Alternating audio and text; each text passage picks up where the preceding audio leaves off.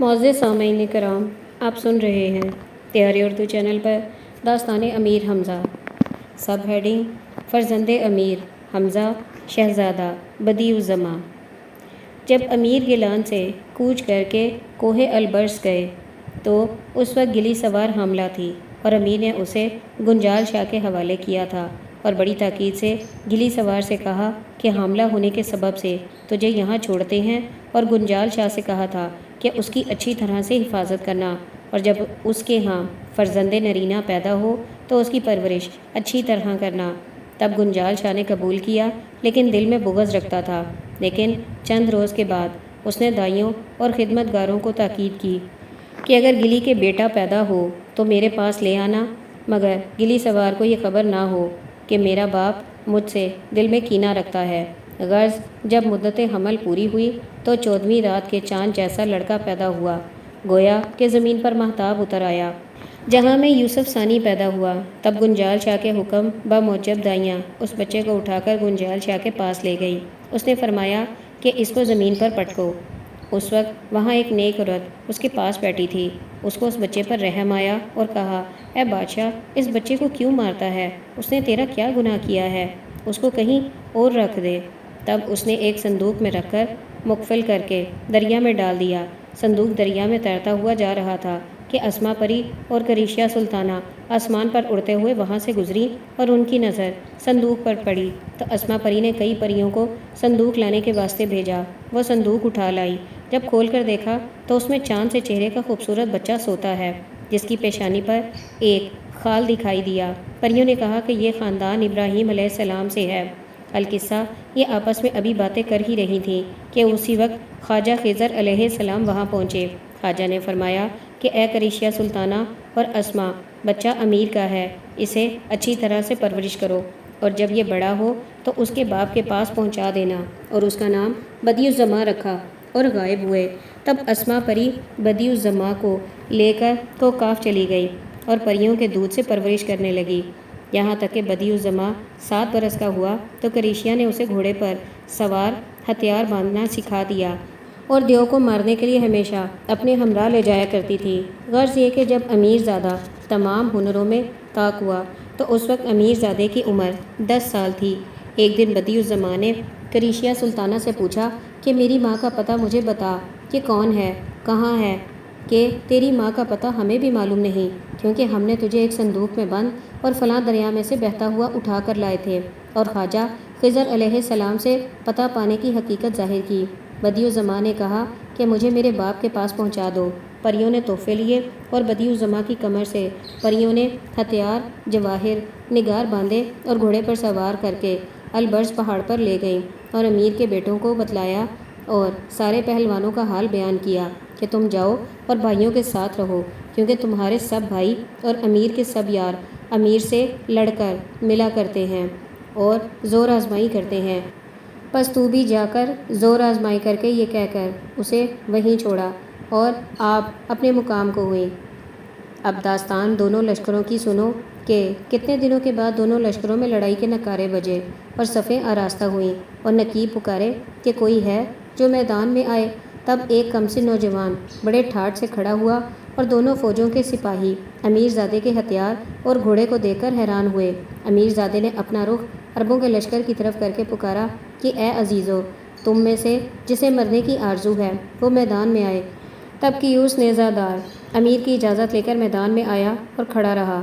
Badie الزماں نے اس سے پوچھا کہ اے عرب، تو کون ہے اور تیرا نام کیا ہے؟ اس نے کہا، مجھے کیوس نیزہ دار کہتے ہیں۔ بس بدیع الزماں نے کہا کہ جو نشان بہادری کا رکھتا ہے وہ لا۔ کیوس نے کہا کہ پیش دستی کرنا ہمارے ہاں طریقہ نہیں۔ بدیع الزماں نے اپنا ہاتھ بڑھا کر اس کی کمر پکڑی اور گھوڑے پر سے اٹھایا اور سر پر لے جا کر پھرایا اور زمین پر پچھاڑا اور کہا کہ تو جا اور کسی اور کو بھیج۔ کیوس پھرا اور کمار امیر سے اجازت لے کر آیا۔ تب بدیع الزماں نے پوچھا کہ اے دراز قد، تو کون ہے؟ اس نے نام بتایا تو بدیع الزماں نے اسے بھی زمین پر پٹکا اور کہا کہ تو جا اور دوسرے کو بھیج۔ تب کمار پھرا اور لندور میدان میں آیا۔ بدیع الزماں نے اس کی بھی کمر میں ہاتھ ڈالا اور زور کرنے لگا، مگر جنبش نہ ہوئی۔ ناچار ہو کر چھوڑ دیا اور کہا کہ تو جا اور حمزہ کو بھیج یا اس کے فرزندوں میں سے کسی کو بھیج، لندور واپس آیا اور امیر سے کہا، امیر تیرے فرزندوں میں سے معلوم ہوتا ہے۔ امیر نے کہا کہ غیب کا حال خدا جانے۔ یہ کہہ کر ملک قاسم خفقان کو بھیجا۔ پس شہزادہ قاسم میدان میں کودا۔ بدیع الزماں نے اس کی کمر پکڑ لی اور قاسم نے اس کی کمر پکڑی اور زور کرنے لگے۔ آخر بدیع الزماں اور قاسم کے زانوں زمین پر لگے تو دونوں پیادہ ہوئے اور کشتی لڑنے لگے۔ آخر بدیع الزماں قاسم کو زانوں پر لائے اور قاسم نے بھی زور کیا مگر ذرا نہ ہلا سکے۔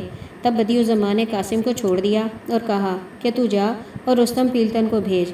قاسم آیا اور رستم کو بھیجا اور بدیع الزماں نے دوڑ کر اس کی کمر پکڑ لی اور گردن میں ہاتھ ڈالا اور دونوں آپس میں زور کرنے لگے، یہاں تک کہ دونوں کے گھوڑے زانوں بیٹھے۔ پھر تو دونوں پیادہ ہو کر لڑنے لگے۔ آخر بدیع الزماں غالب ہوئے اور رستم کو چھوڑ دیا اور کہا کہ 7 توپ کو روانہ کر۔ رستم روانہ ہوئے اور 7 توپ میدان میں آیا۔ بدیع الزماں اور 7 توپ لڑائی کرنے لگے تو دونوں برابر رہے۔ پھر بدیع الزماں نے کہا کہ تو جا اور سعد بن عمر کو بھیج۔ جب 7 توق پھرا اور سعد بن عمر میدان میں آیا اور یہ دونوں پیادہ ہوئے، آخر بدیع الزماں نے سعد کو ایک زانوں پر بٹھایا اور چاہا کہ پھینکے، مگر دل میں رحم آیا اور چھوڑ کر کہا کہ تم جاؤ اور حمزہ کو روانہ کرو۔ تب امیر ہتھیار لگا کر میدان میں آئے اور گھوڑے کو جولان کیا۔ بدیع الزماں امیر کو دیکھ کر دوڑا اور امیر کی کمر پکڑی اور امیر نے اس کی کمر میں ہاتھ ڈالا اور باپ بیٹا آپس میں زور کرنے لگے، یہاں تک کہ دونوں کے گھوڑے زمین پر گرے اور دونوں پیادہ ہو کر لڑنے لگے۔ امیر نے عمرو سے کہا کہ میں نعرہ مارتا ہوں۔ یہ سن کر عمرو نے اپنی ٹوپی اچھالی تو امیر کے لشکر نے معلوم کیا کہ امیر نعرہ مارنے لگے۔ تب سب نے اپنے اپنے موزوں سے روئی نکال کر اپنے اپنے گھوڑوں کے کانوں میں رکھی اور امیر نے نعرہ مار کر بدیع الزماں مطلق نہ ہلا۔ یہ دیکھ کر امیر کے لشکر نے شور کیا اور حیران ہوا۔ اس وقت امیر اپنے دل میں کھسیائے اور غصہ ہو کر سمام ہاتھ میں لی اور چاہتے تھے کہ اس کے سر پر مارے کہ اتنے میں کریشیا سلطانہ نے اپنے آپ کو ظاہر کیا اور جا کر امیر کا ہاتھ پکڑا اور کہا کہ یہ فرزند تمہارا ہے۔ امیر نے فرزند کا نام سنتے ہی ہاتھ کھینچ لیا اور کھڑے رہے اور سمام ہاتھ سے رکھی اور فکر میں مبتلا ہوئے۔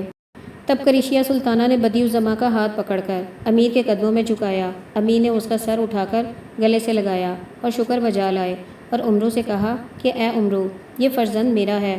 خدا تعالیٰ نے یہ بیٹا مجھے اس لیے دیا کہ بڑے بڑے کاموں میں میری مدد کرے گا۔ طبلِ باز گشت بجوایا اور دونوں لشکر اپنے اپنے مقام پر اترے۔ تب امیر بما پہلوانان آرام کرنے لگے اور بدیع الزماں کے آنے کا جشن کیا اور 40 روز تک جشن جاری رہا۔ سب ہیڈنگ سمن دیو اور امیر حمزہ۔ روایت کرنے والے یوں روایت کرتے ہیں کہ سمن نام دیو 1000 ہاتھ لمبے قد کا دیوستان سے بھاگ کر البرز پہاڑ کے دریائے جوشنی کے قلعہ میں آ رہا۔ جب اس کو یہ خبر ہوئی کہ امیر اور نوشیروان کے لشکر البرز کے دامن میں آ رہے ہیں تو اس کے سینے میں کینہ پیدا ہوا۔ تب اپنے مقام سے باہر آ کر عرب کے لشکر میں آیا اور ہر جگہ ٹہلتا رہا اور خیمہ بڑا دیکھ کر اندر چلا گیا اور سعد بن عمرو کو سوتے پایا اور دم مار کر سعد کو بے ہوش کیا اور تخت پر سے اٹھایا اور ہاتھ پاؤں باندھے۔ جب فجر ہوئی اور لوگ سعد بن عمر کے خیمے میں آئے تو سعد بن عمر کو نہ پایا۔ تب شور و غل مچایا کہ بادشاہ غائب ہے۔ تمام فوجی حیران ہوئے اور عمرو اور دوسرے پہلوان سعد کی تلاش میں ہر طرف پھرنے لگے لیکن کہیں پتہ نہ چلا۔ تب عمر غم سے حیران و پریشان ہوئے اور عمرو سے فرمایا کہ تم بزرگ عمر کے پاس جاؤ اور تمام حقیقت ظاہر کرو۔ عمرو بزرگ عمر کے پاس گیا اور تمام حال بیان کیا۔ بزرگ عمر نے کہا کہ سعد بن عمرو کو سمن دیو البرز پہاڑ کے دریائے جوشنی میں لے گیا ہے۔ اگر امیر وہاں اکیلے جائیں تو سعد کو لے آئیں گے، اگر نہ جائیں تو چند روز میں وہ دیو سعد کو ہلاک کر دے گا۔ پس عمرو نے تمام احوال حال سے امیر کو آگاہ کیا۔ امیر اسی دن یاروں سے رخصت ہو کر سوار ہوئے اور البرز پہاڑ کی طرف روانہ ہوئے۔ تب سمن دیو 1000 دیو کو ہمراہ لے کر قلعے سے باہر آیا اور میدان میں کھڑا رہا۔ اس وقت امیر پیادہ تھے۔ امیر نے دیو کی فوج کو دیکھا تو نعرہ مار کر تنہا میدان میں کھڑے رہے اور پکارے کہ اے ملاؤن کی کیا حرکت ہے، اب اگر 1000 جان رکھتا ہوگا تو ایک بھی سلامت نہ لے جائے گا۔ تب سمن دیو نے ایک دیو سے کہا کہ میدان میں جا۔ دیو نے ایک بڑا سا پتھر اٹھایا اور امیر کے مقابل آیا اور بولا کہ اے عرب ہوشیار ہو۔ امیر نے کہا کہ میدان میں آ उस देव ने पत्थर फेंका और अमीर ने घोड़े को पीछे किया और पत्थर को टाल दिया। तलवार खींचकर ऐसी मारी कि देव ज़मीन पर गिरकर तिल मिलाने लगा और बोला कि ए अमीर, दूसरा वार भी कर ताकि मैं इस अजाब से छूटूं। अमीर ने कहा कि ए मलाउन, मैंने 18 साल को काफ के देव मारे हैं और तू मुझे धोखा देता है। मैं हरगिज़ तुझे दूसरी चोट ना मारूंगा। बस देव ने अपना सर पत्थर पर मार मार कर जान दे दी। फिर दूसरा देव आया, उसे भी अमीर ने मारा। अगर्ज ये कि इसी तरह उस दिन 7 देव मारे और डर के मारे बाकी देव नहीं आए और अपनी जगह से ना हिले। और समन ने सबसे कहा, लेकिन किसी को मैदान में आने का हौसला ना हुआ। आखिर लाचार होकर समन को खुद ही मैदान में आना पड़ा और 100 मन का पत्थर उठाकर अमीर पर फेंका। अमीर ने उसको रोका और उस पर शमशीर मारी, जिससे देव के 7 हाथ कट गए और समन जख्म खाकर भाग गया और तंदुरुस्त होकर फिर आया। इतने में रात हो गई तो सबके सब देव गायब हो गए और कले में जाकर उतरे। तब अमीर भी एक झाड़ के साए के नीचे सो रहे। ख्वाब में अमीर को हज़रत इब्राहीम अलैहिस्सलाम नज़र आए। उन्होंने कहा कि ए फर्जंद, हिम्मत मत हार, ये देव तेरे हाथ से मर जाएगा। बस उसी वक्त अमीर की आँख खुली और कोहे अलबर्ज के कले में गए और वहाँ जाकर देखा तो एक हौज़ पानी का भरा हुआ है। तो अमीर ने अपने दिल में यकीन किया कि इस देव का आब हयात यही है। तब उस हौज़ को तोड़कर पानी बहा दिया और हौज़ में सूखी मिट्टी भर दी और हौज़ में तमाम पानी खुश करके वहाँ से अपनी जगह पर वापस आ गए। जब फजर हुई तो समन अपने देव को लेकर कले से बाहर आया और सख्त बांधकर खड़ा रहा। तब अमीर मैदान में आए और खड़े रहे। अमीर को देखते ही पुकारे कि ए अमीर, अभी तू नहीं भागा। अमीर ने कहा कि जब तक तुमको दोज़ख में ना भेजूंगा तब तक मैं यहाँ से ना जाऊँगा। समन देव ने ये सुनकर एक बड़ा भारी पत्थर अमीर पर चलाया। अमीर ने अपनी ढाल पर रोका और तलवार का एक वार उस पर ऐसा मारा कि उसकी आधी गर्दन कट गई। तब वो देव नारा मारकर गुम हुआ और अमीर भी उसके पीछे चले। और क्या देखते हैं कि समन उस हौज़ के पास पहुंचा और पानी ना देखा तो बहुत तिल मिलाया और बड़ी हसरत से जान दे दी। अमीर ने उसका सर काटकर अपने शिकार के साथ बांधा और कले के पास आए और साद बिन उमर को तलाश करने लगे। और कितनी देर के बाद जब एक कोठड़ी में पहुँचे तो साद बिन उमर को बेहोश पड़े पाया। तब हज़रत इब्राहीम अलैहिस्सलाम का सहीफ़ा पढ़कर उसके मुंह पर दम किया और साद बिन उमर होश में आए और आंखें खोल कर देखा तो दादा हैं। खुदा का शुक्र बजा लाए। अमीर ने समन के बन से खुलास किया और कले से बाहर आए और एक हिरन शिकार करके कबाब बनाकर दादा पोते ने मिलकर खाए। फिर साद को अश्कर पर सवार किया और आप प्यादा चले और अपने लश्कर की राह ली। आखिर अमीर अपने लश्कर में पहुँचे तो तमाम फ़ौज आपके इस्तकबाल के लिए आई और खुदा का शुक्र बजा लाए।